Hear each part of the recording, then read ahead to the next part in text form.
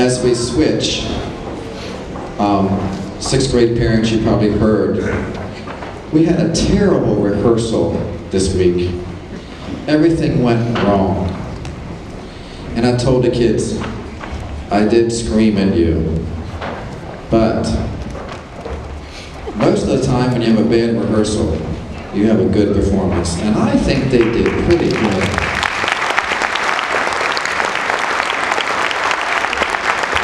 Very good, actually. Very good. Lights are bright up here and it's hot in here.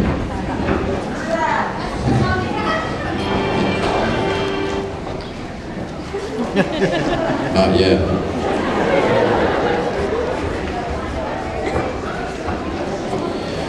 Okay, 7th and 8th grade choir is setting up. Let me explain to you what we're about to do. It's called a music suite. And it's supposed to start at the very beginning and end on the last note with no applause between the 5 songs. There is some narration in front of the songs and behind the songs, between the songs. If you're an Abraham Lincoln fan, you will recognize the words, because a lot of the words are quotes from his life.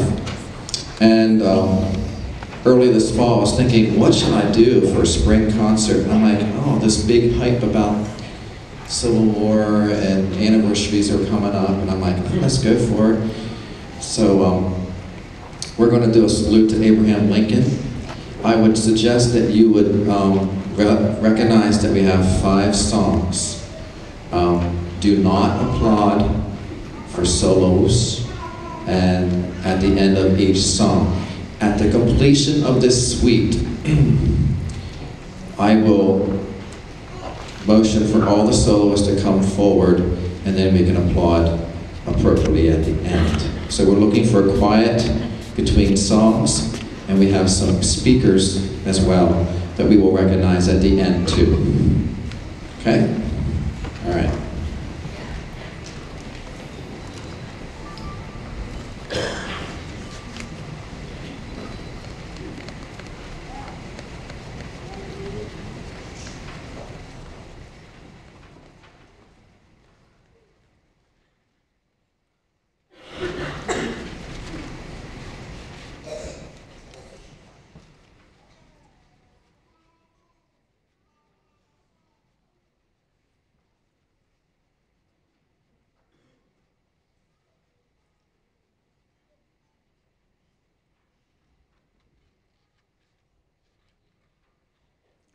I was born February 12, 1809 in Hardin County, Kentucky.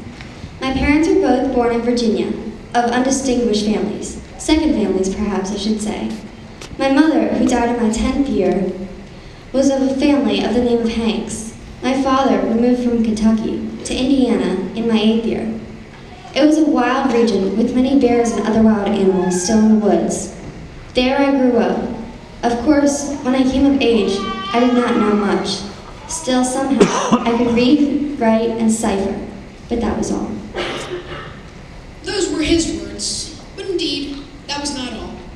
For this boy from Hardin County grew up to be Abraham Lincoln, the 16th, and many feel the greatest, President of the United States of America. The cruel tides of fate collided in Abraham Lincoln's adulthood, obliging him to serve as president during the greatest threat this nation has ever known. And yet, through it all, Abraham Lincoln heard a song of unity, a song of freedom, and a song of peace. In his first inaugural address, on March 4th, 1861, he said, "We are not enemies but friends. We must not be enemies. Though passion may have strained it, must not break our bonds of affection. The mystic cords of memory, stretching from every battlefield and patriot, grave to every living heart and hearthstone, all over this broad land, will yet swell the chorus of the Union, when again touched, as very surely they will be, by the better angels of our nature."